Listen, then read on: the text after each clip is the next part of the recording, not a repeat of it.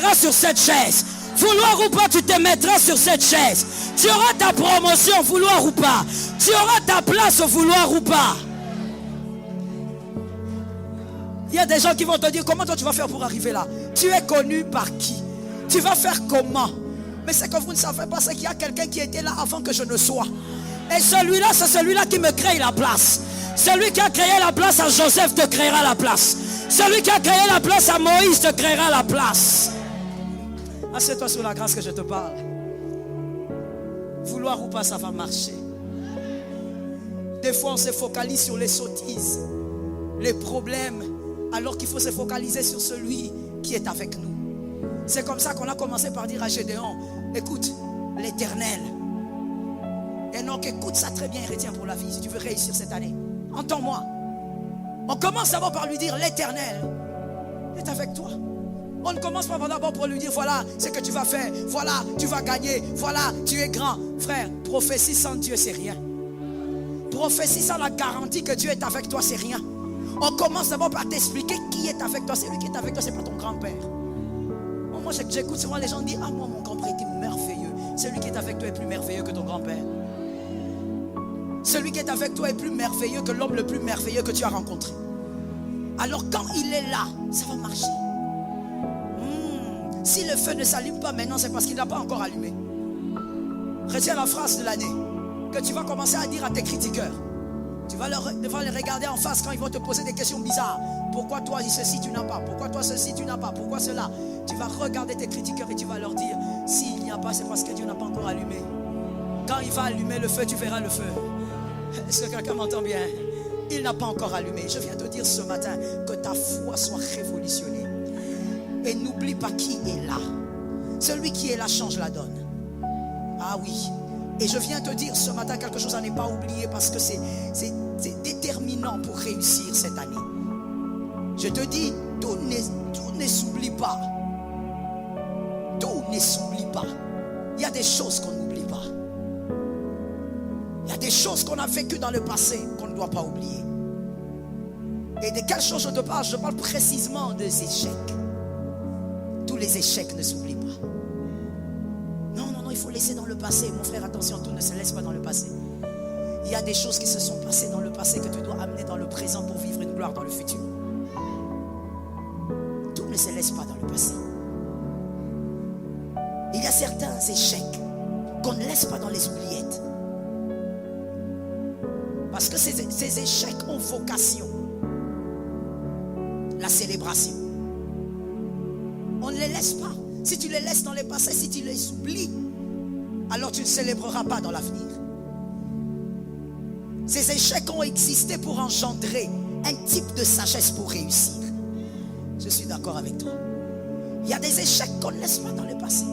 Oui, j'ai échoué en 2021. J'ai échoué au début de cette année. Mon frère, certains échecs, on les garde. Ruth 1,5. Ruth 1,5 nous révèle. Quand même elle avait constaté qu'elle avait échoué, cette femme de Ruth. Elle avait échoué en épousant Kiljon. Elle avait fait un mauvais choix. Elle est allée vers quelqu'un avec qui ils n'ont pas eu d'enfant. Et puis voilà, le gars meurt. Tout le monde dirait qu'elle a fait un mauvais choix, même elle-même. Elle pourrait dire, j'ai fait un mauvais choix. Je suis allé entrer à un endroit qui ne m'a rien donné. Je suis sorti sans enfant et sans rien. Une jeune veuve. Ruth 1,16 confirme cela. Mais tu vois, certains passés sont porteurs d'une sémence de gloire. Moi je crois qu'il y a des choses que tu as vécues l'année passée et même peut-être au début de cette année. Il y a des échecs que tu as vécus. Ce sont des échecs porteurs de gloire. Est-ce que quelqu'un m'entend? Tout ne se laisse pas dans le passé, tout ne s'oublie pas. Ils sont de porteurs de gloire. Certaines larmes, on ne les oublie pas. Pas parce que ça fait mal, mais parce que ces larmes sont des porteuses de gloire. Certains regrets ne s'oublient pas. On le garde. Ce sont des sémences. Certains regrets, certains rejets sont des semences dans le temps. Le témoignage et la célébration dépendent de ces regrets, de ces rejets. Que Jésus t'aide à comprendre. Il y a certains rejets, il y a il y a certaines larmes qui sont les matrices de la gloire. Si tu les oublies, tu as loupé ta gloire à venir. Tu ne dois pas les oublier. Ce sont les matrices de la gloire. Ça ressemble à une salle d'accouchement qui accouche une gloire. Voilà pourquoi mon frère, fais un effort de ne pas dépendre des critiques. Vis selon la parole de Dieu. Vous savez, quand quelqu'un vous critique, au fait, il veut vous transmettre sa perception des choses ou même sa perception de vous. Et il veut absolument vous transmettre cette perception. Refusez ça. Voilà pourquoi un homme intelligent ne prend pas son temps à écouter les critiques.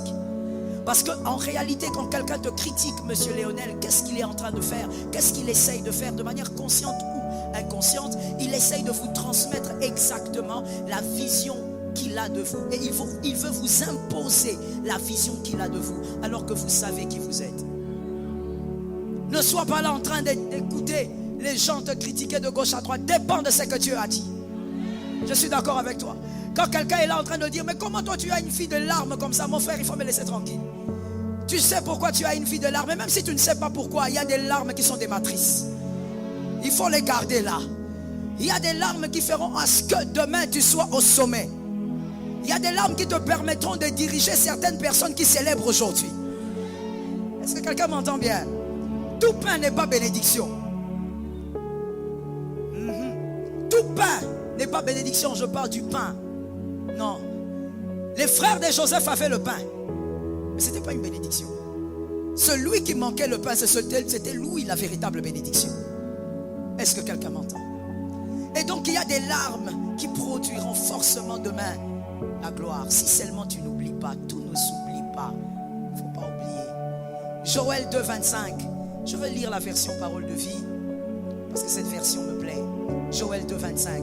Le Seigneur dit, les chenilles et les sauterelles, les chantons et les criquets, cette grande armée d'insectes que j'ai envoyée contre vous, ont dévoré vos récoltes. Que quelqu'un dise vos récoltes.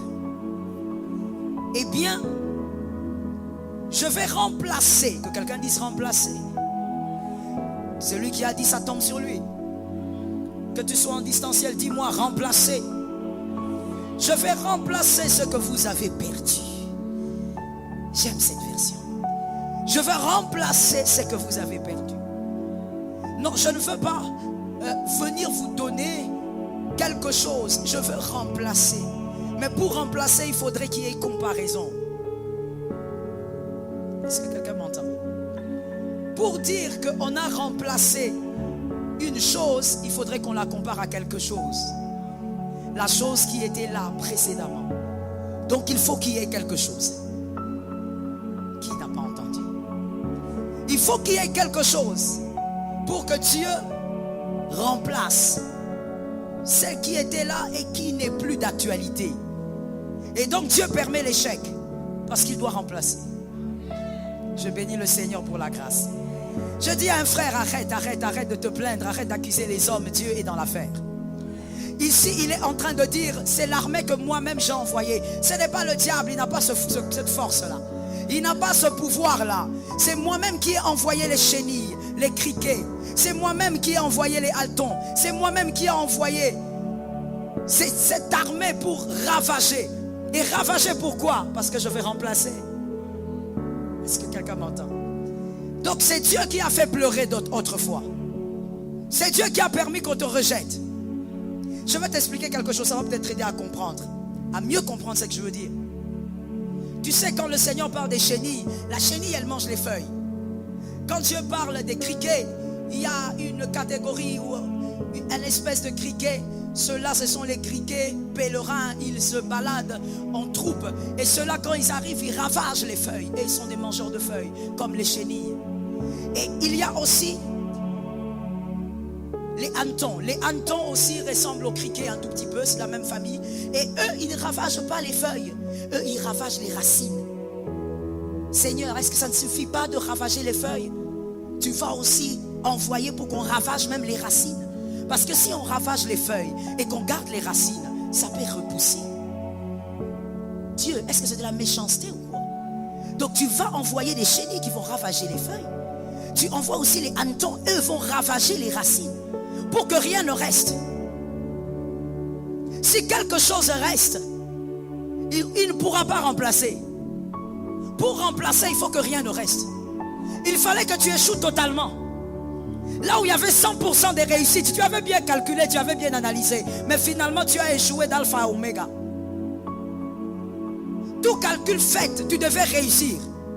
Tout calcul fait, tu devais arriver à entrer par cette porte. Tout calcul fait, tu devais réussir à avoir ce travail. Mais tu as échoué de alpha à oméga. Échec sur échec.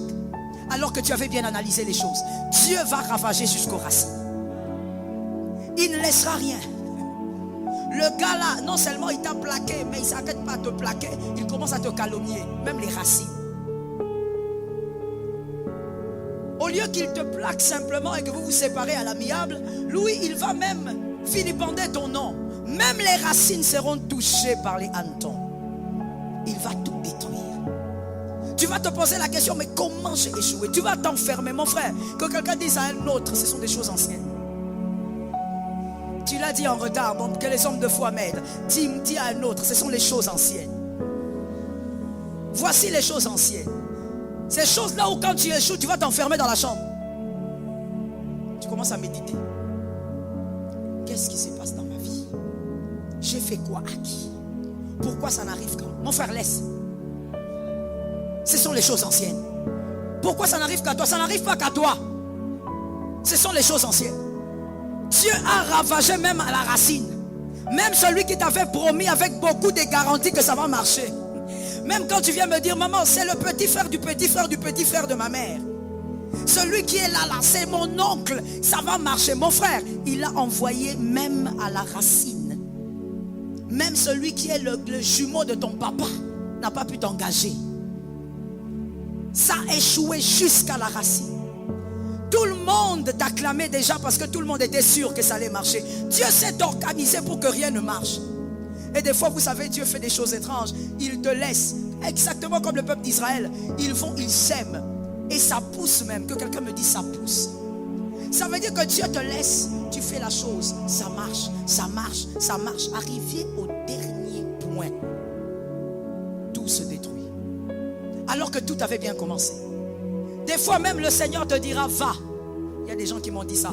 Mais maman, Dieu m'avait dit de faire. Dieu m'avait dit d'aller. Quand Dieu te dit va, il ne t'a pas dit tu vas réussir. Il t'a dit va. Il faut connaître Dieu. Non, même Dieu a dit qu'il sera avec moi. Oui, Dieu a dit qu'il sera avec toi et qu'il va te consoler quand ça va échouer.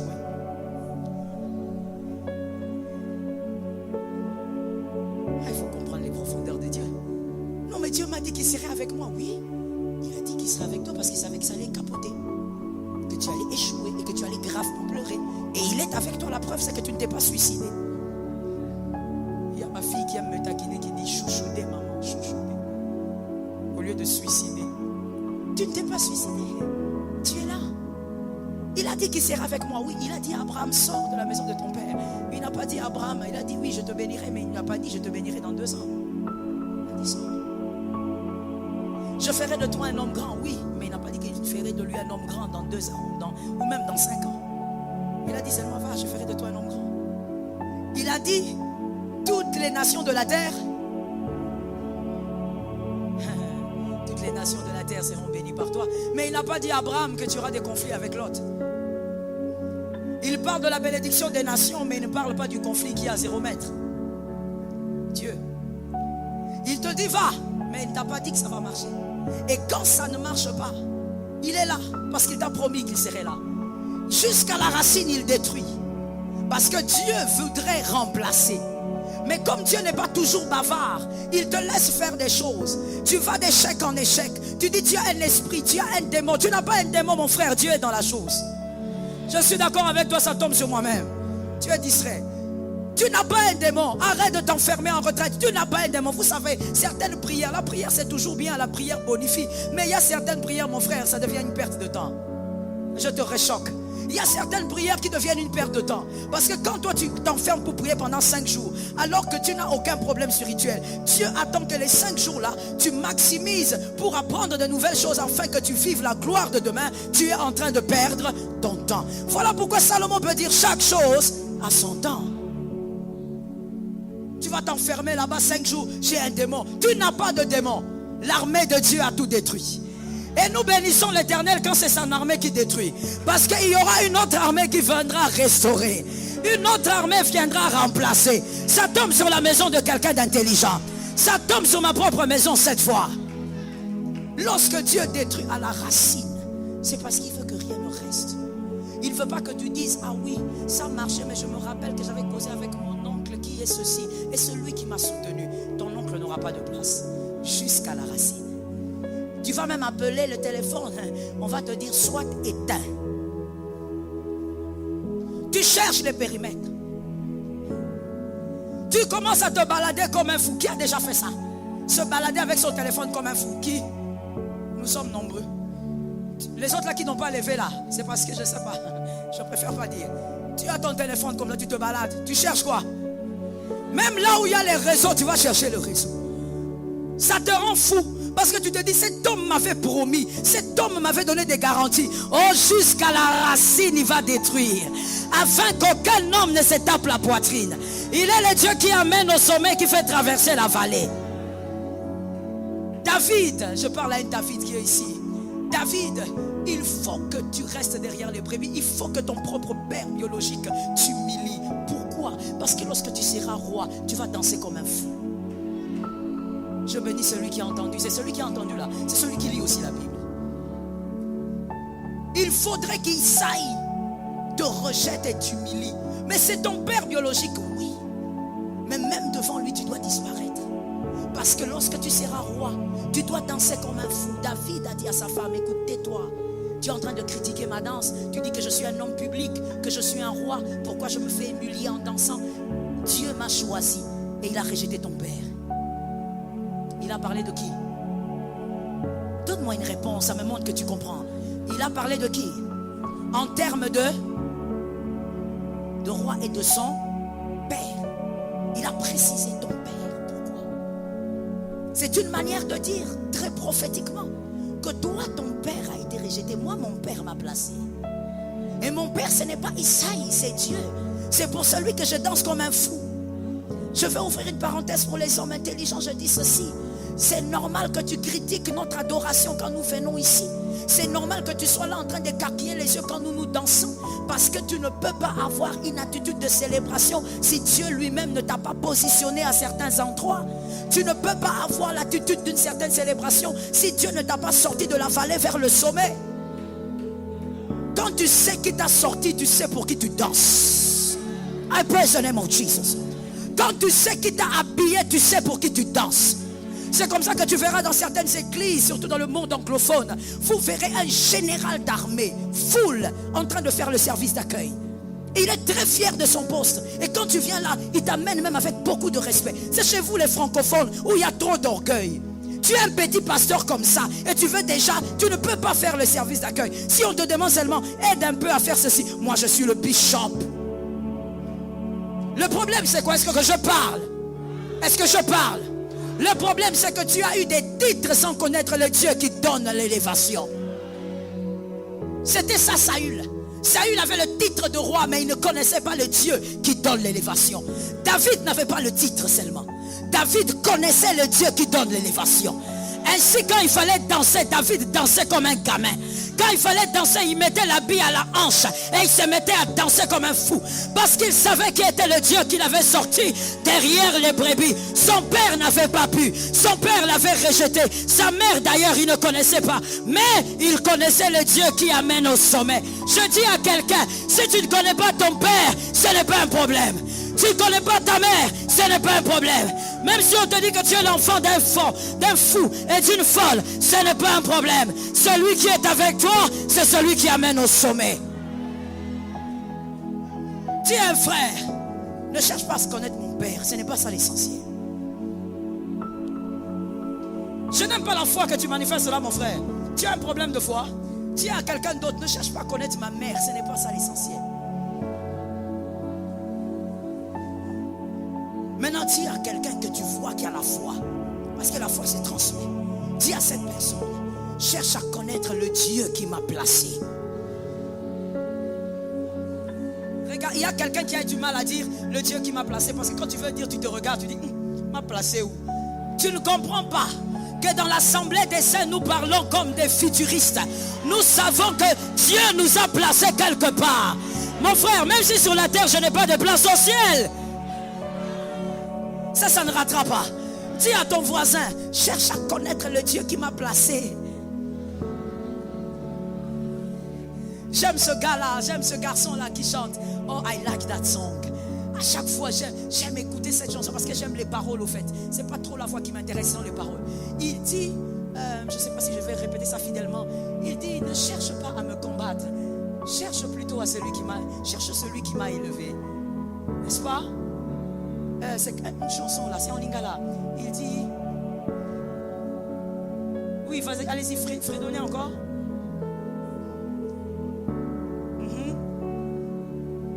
Voilà. Au lieu au Luca. Quoi? Au lieu au Luca quoi? Au lieu au Luca au Inangai. N'est-ce pas?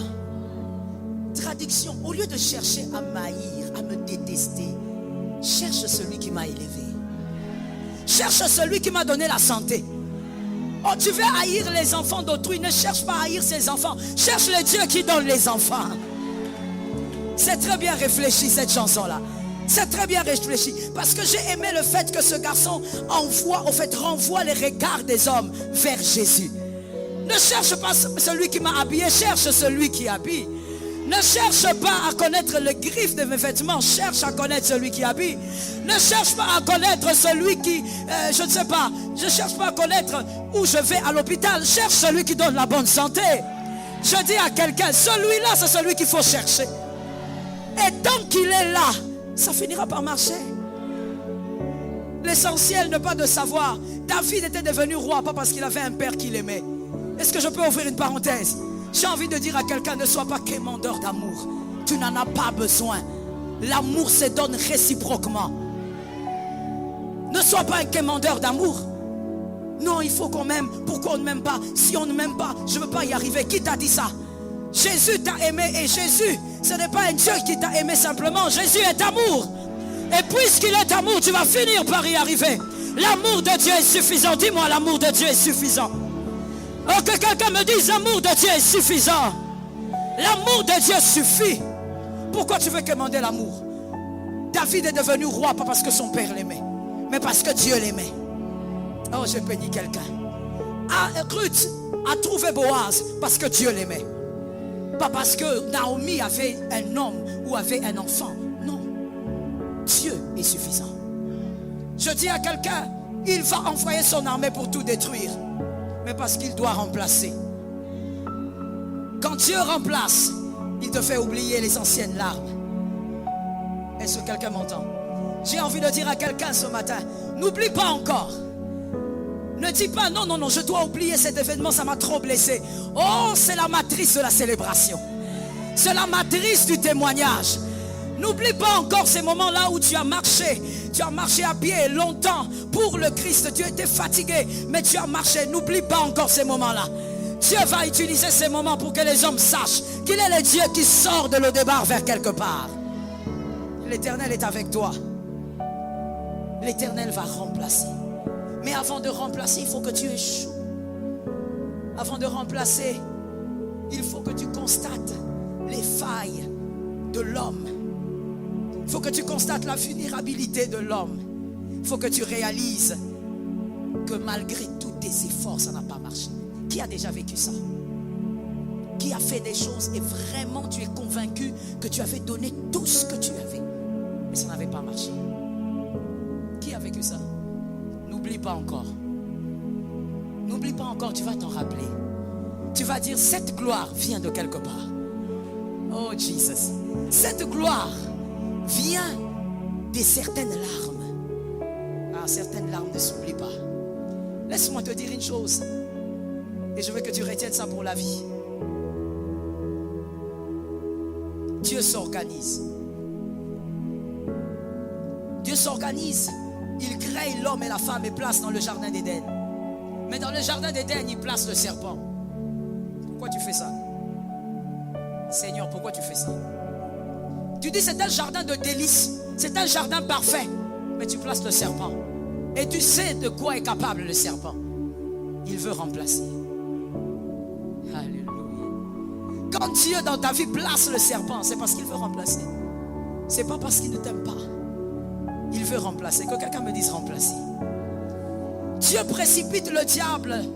La Bible dit qu'il a été précipité où? Oh, les lecteurs de la Bible parlaient. Il a été précipité où? Sur la terre. Mais pourquoi tu vas aussi sur la terre créer le jardin d'Éden? Pourquoi c'est là que tu vas créer cet homme appelé Adam et Ève? Là où il y a un être rebelle et un être en colère. C'est là que tu envoies l'homme. Pourquoi? Il veut remplacer. Il veut simplement remplacer. Il veut remplacer par quoi? Il veut remplacer par un meilleur Adam. Oh my God. Le meilleur que Dieu doit te donner, Dieu trouve la brèche par l'échec. La brèche qui va permettre au meilleur d'arriver, ce sont tes échecs. Oh oui. Tout n'est pas à regretter, mon frère. Ne regrette pas la présence d'Agar. Ne regrette pas. Pourquoi Dieu m'a fait ça? Est-ce que Dieu ne pouvait pas t'y faire autrement? Est-ce qu'il fallait forcément que je perde ceci, que je perde telle personne? Pourquoi Dieu m'a fait ça? Non, ne regrette pas la présence d'Agar. Agar doit être là parce qu'Ismaël doit arriver avant Isaac. Je parle? Ismaël doit arriver avant Isaac. Pourquoi? Parce que Abraham, qui n'a jamais eu d'enfant, vieux comme il est, il doit apprendre à faire la différence entre un enfant qui naît et un enfant qui vient de Dieu. Que quelqu'un dise à son frère, ça tombe sur. Abraham n'a jamais eu d'enfant. Qui est d'accord avec moi? Il n'a jamais eu d'enfant, il est vieux. Et donc si Dieu lui avait donné simplement Isaac, il aurait dit, oh, gloire à Dieu, j'ai Isaac, voilà ma bénédiction. Il est finalement né. Mais Ismaël permet à Abraham de comparer et de voir ce que Dieu donne et ce qui vient d'un homme. Avant de remplacer, il faut qu'il y ait Ismaël. Quand on va remplacer, c'est là que tu vas savourer, non seulement savourer, mais tu vas respecter ce que Dieu va te donner en deuxième position. S'il n'y a pas d'échec, tu ne pourras pas célébrer ce que Dieu va donner. Parce que tu ne pourras pas comparer. Des fois, la comparaison permet la célébration. Est-ce que quelqu'un m'entend? La comparaison permet la bonne célébration. Quand tu as Boaz et que tu as Kiljon, tu comprends maintenant c'est quoi le mariage. Tu sais maintenant faire la différence entre mariage et mariage. Tu regardes, tu dis, je croyais que Kiljon était un homme. Mais tu te rends compte que ce n'est qu'un homme justement. Mais Boaz, il n'est pas qu'un homme. Est-ce que quelqu'un m'entend? Boaz n'est pas qu'un homme. Boaz, c'est le type d'homme qui est non seulement un homme, mais il est ton ami, il est ton chef, il est ton protecteur, ce n'est pas qu'un homme. Et finalement, comment faire maintenant pour mieux célébrer Boaz? Il faut avoir eu Kiljon. Si tu n'as pas eu Kiljon, tu ne pourras pas bien célébrer Boaz. Tu seras en train de célébrer ce qui est bon alors qu'il y a excellent. Ça tombe sur la tête de quelqu'un.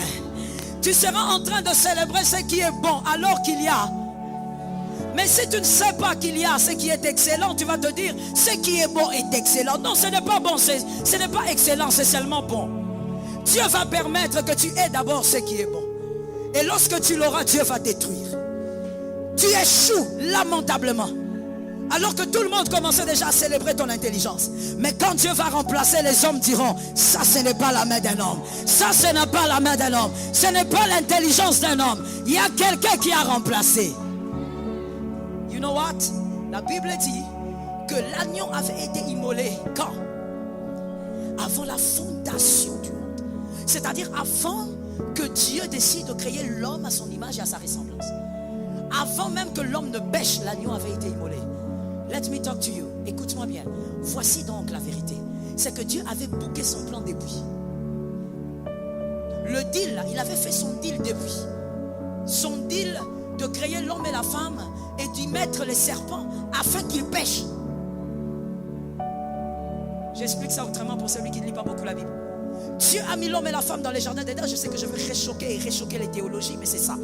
Dieu met l'homme et la femme dans le jardin parce que je m'appuie sur un verset biblique qui dit que l'agneau a été immolé avant la fondation du monde. N'a pas été immolé parce que Dieu sait tout, mais a été immolé parce que Dieu avait un plan. Can I talk to you?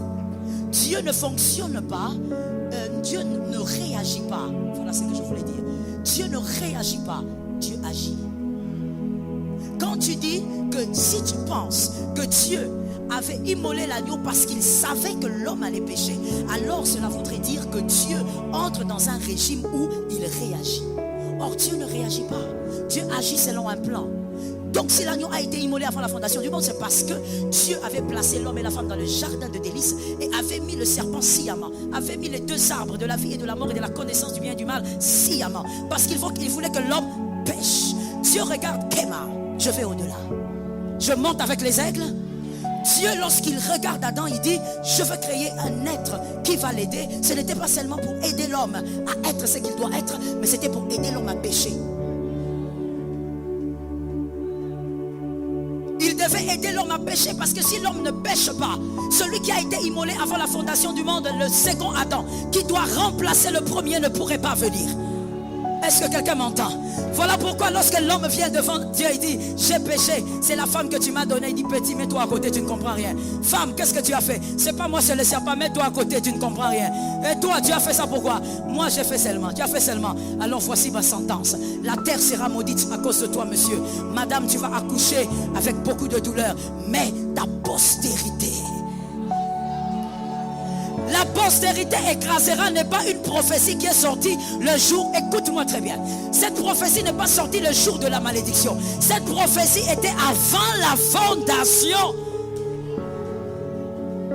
Avant la fondation du monde, quand il a été immolé, c'était déjà la prophétie.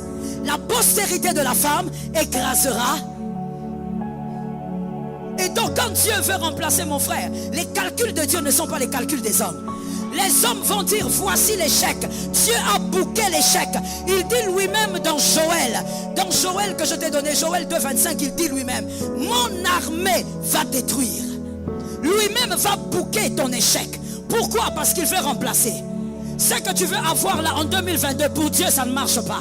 Ce n'est pas à ta taille. Ce n'est pas à la taille du Dieu que Dieu a choisi. Est-ce que je peux parler à quelqu'un? Quand tu demandes une chose à Dieu, Dieu te donne d'abord parce que tu es son fils. Mais écoute, Dieu te donne aussi parce que tu portes son nom. Qui a entendu son père ou sa mère lui dire, écoute, arrête, ne fais pas telle ou telle autre chose, ne me fais pas honte, honore mon nom. Qui a déjà écouté son père dire ça? Ça ne m'étonnerait pas que beaucoup de jeunes n'aient pas écouté. Parce que les jeunes d'aujourd'hui grandissent comme des légumes. Les parents, c'est pratiquement sans éducation. Les parents, ce sont des parents VIP. Ils ne grondent pas les enfants, ils ne punissent pas. Ce sont des parents VIP, comme je le dis. C'est pourquoi vous grandissez comme ça et vous faites trop mal à la tête, même à l'église. Je reviens à ce que je disais pour dire. Ton père a eu à te dire, ne fais pas ça, ne déshonore pas mon nom. Parce qu'il sait que tu n'es pas seulement un homme à part entière, mais tu portes son nom. Partout où tu vas, quand on te regarde, on sait que tu es le fils d'eux. Et il tient à ce que tu respectes son nom. Dieu, c'est la même chose. Dieu ne te donne pas seulement parce que tu as jeûné, parce que tu as pleuré. Dieu ne te donne pas seulement parce qu'il a compassion de toi, mais il te donne parce que tu portes son nom. Et comme tu portes son nom, il ne te donnera pas n'importe quoi. Je prophétise au nom de Jésus.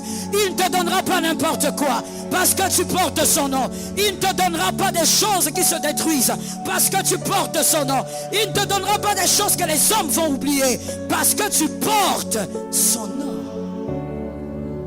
Assieds-toi que je te parle. Il ne te donne pas n'importe quoi. Tu es là en train de pleurer. Tu dis, mais pourquoi quand moi je demande à Dieu, c'est toujours compliqué? Parce que tu portes son nom. Il tamise très bien ce qu'il doit te donner. Son nom est en jeu. Que quelqu'un dise à son voisin, son nom est en jeu. Ah oui, son nom est en jeu. C'est comme là, si tu es ici et que tu es prédicateur par exemple, tu dis voilà, je veux prêcher, tu vas prêcher quelque part, on va t'inviter. Quand tu arrives, mon frère, garde-toi de dire que tu es mon fils. Garde-toi de dire que tu es ma fille. C'est mon nom.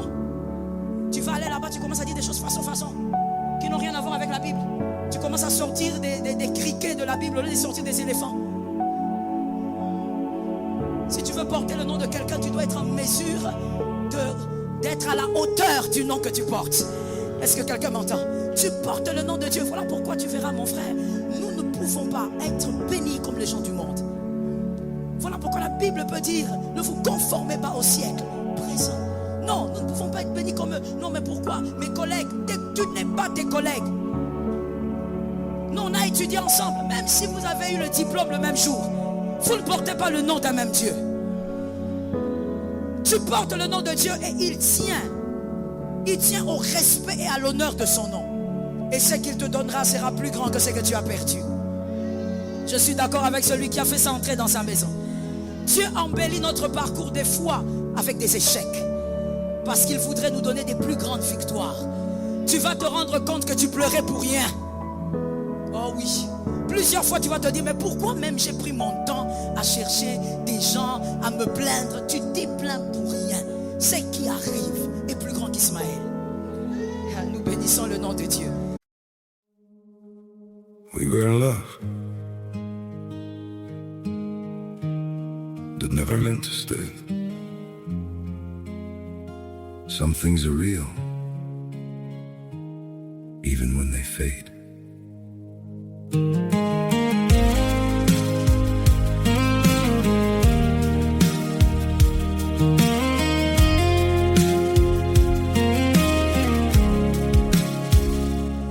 I used to think if we kept holding on, we could bend the truth somehow. But love can't fight what's pulling us apart, and it's breaking us down now.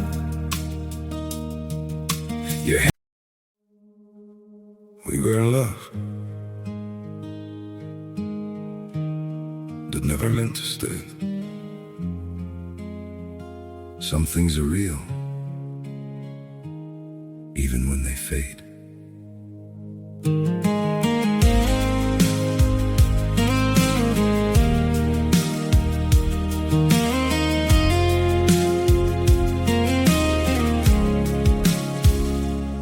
I used to think if we kept holding on, we could bend the truth somehow. But love can't fight what's pulling us apart, and it's breaking us down now.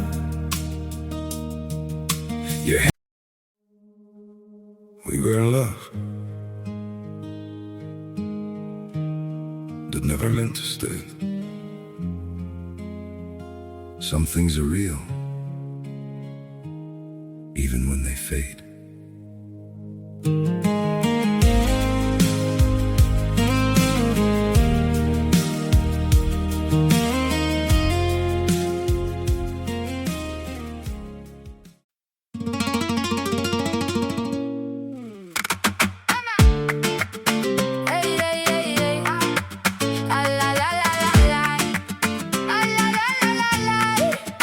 Came in low-key, black boots, white shirt, palm on the table, watch the whole room work. You talk big game, I keep it in time. One look from my side and you fall in line. Spin me once, then let me go.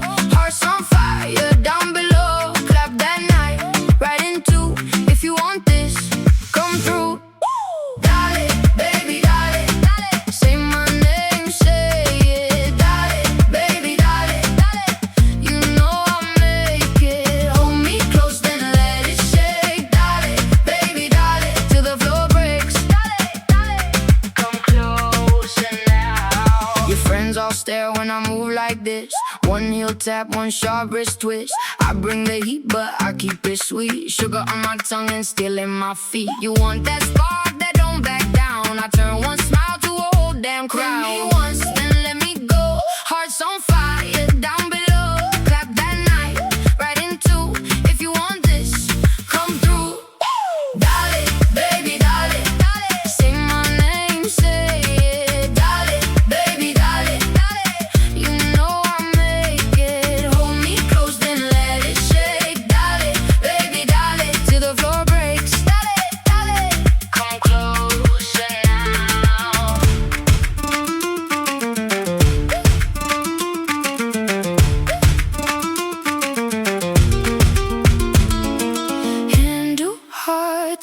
kind of sky.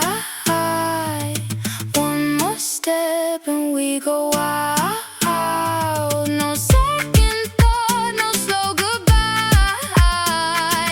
Just that cry and my reply. Dale, baby, dale, dale. Say my name, say it. Dale, baby, dale, dale. You know I make it. Hold me close. Est-ce que quelqu'un m'entend? J'entends quelque chose, laisse-moi te le lancer. Écoute, même quand Dieu dit à Abraham, je te donnerai un fils, et il dit, ce fils sera béni, il aura la grandeur et tous les messages prophétiques. Le fils qui sera béni, les fils que Dieu va honorer, qui va rendre grand, le grand Isaac, celui qui va transmettre le bâton à Jacob, n'est pas l'Isaac qui est sorti des entrailles de Sarah. C'est l'Isaac qui est descendu du bûcher. Ce n'est pas l'Isaac que Sarah avait mis au monde. C'est l'Isaac qui montera sur l'autel et qui descendra sur l'autel. C'est cet Isaac-là qui sera grand. L'Isaac que Sarah avait mis au monde, qui grandissait, qui courait ci et là, n'était pas encore l'Isaac dont Dieu parlait. Quand Dieu veut remplacer, il te fait toujours pleurer. Maintenant tu as compris, hein? Il y a des gens, il faut toujours... Hein? Tu as compris maintenant. C'est-à-dire, Dieu parle d'un grand Isaac, d'un homme puissant. Mais il ne dit pas à Abraham, pour que ça arrive, tu devras pleurer. Tu n'as pas encore pleuré. Quand Isaac arrive, Dieu dit à Abraham, donne-moi ton fils. C'est comme ça qu'il y a des gens ici, le Seigneur vous a dit, je te bénirai, je te visiterai. Dieu te visite et tu viens là à l'église, tu sens quelque chose dans ton esprit. Pendant l'adoration, Dieu te dit, donne tout ce que je t'ai donné. Tu dis, non, ça ne peut pas être Dieu. Ça ne peut pas être Dieu. Parce que Dieu lui-même, je me rappelle même de la prophétie. Et là, bien aimé, tu vas commencer à citer tous les noms des prophètes. Même si je n'étais pas là, tu vas mettre mon nom dedans. Non, je me rappelle ce jour-là, maman avait dit que je serais visité. Ça ne peut pas être Dieu. C'est Dieu qui m'a donné. Il ne peut pas me demander ce qu'il m'a donné. Si. Surtout s'il veut remplacer. Il donne à Abraham. Et un jour, il dit à Abraham, donne-moi ton fils, ton unique. Abraham, heureusement pour lui, c'est un homme de foi. Il mérite son titre.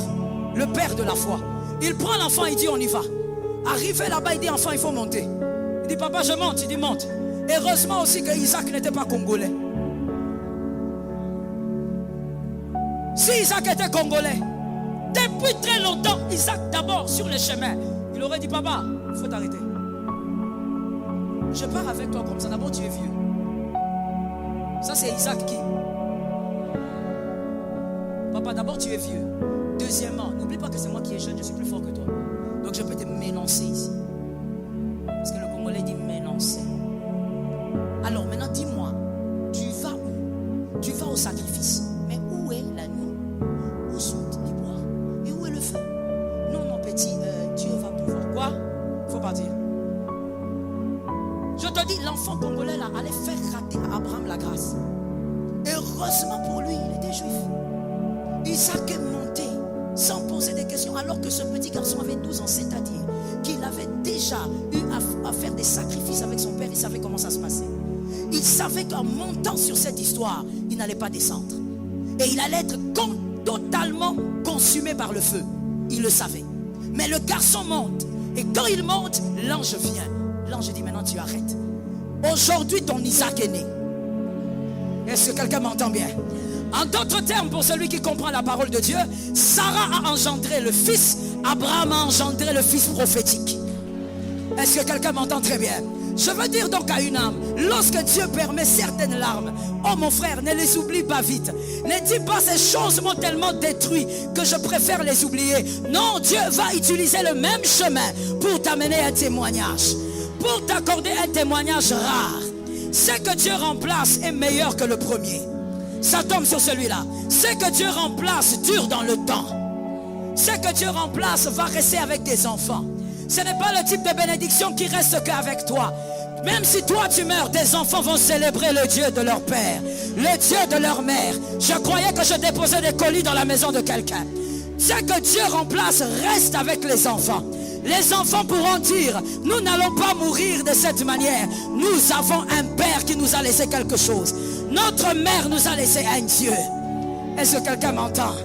Ce que Dieu remplace, tes enfants aussi vont célébrer ça. Je parle ou je laisse? Je parle ou je laisse?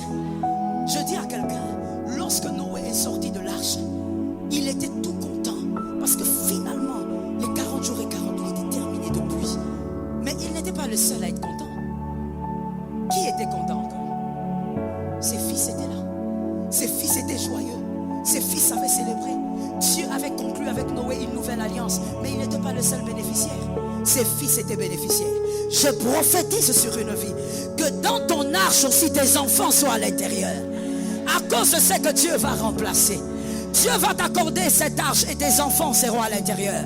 Tes enfants vont célébrer la gloire de Dieu. Je libère la prophétie sur la maison de quelqu'un.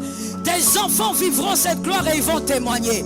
Toi tu pleures mais tu témoigneras. Cette année ne va pas finir, l'Éternel est vivant. Il y a certains qui vont témoigner ici. Avant même le mois de juillet, il y a d'autres qui vont témoigner. L'Éternel va remplacer. Et ça va arriver chez toi, ça va demeurer sur tes enfants. Tes enfants pourront dire, l'Éternel, nous avons visité un jour. Tes enfants vont célébrer cette grâce. Et il y a quelque chose que j'aime chez le Seigneur. Quand Dieu te donne une chose qui doit aller vers tes enfants, quand ça tombe entre les mains de ton fils, ça fait quoi? Ça se multiplie, ça s'amplifie. Est-ce que quelqu'un m'entend? Abraham a eu combien d'enfants? Parce que j'essaye d'expliquer. Abraham a eu combien d'enfants? Selon Dieu. Voilà, il faut être bibliste. Abraham a eu un seul enfant selon Dieu. Jacob en a eu combien? Non, avant Jacob, il y a Isaac, n'est-ce pas? Isaac, le fils d'Abraham, il a eu combien? Ça va crescendo. Et Jacob qui arrive, il a combien? Lui, il ne va même pas à 3. Parce que papa a 1. Grand-père a eu 1. Papa a eu 2. Lui, il ne va même pas vers 3. Accélération. Je prophétise au nom de Jésus. Le Dieu qui a permis ces échecs va permettre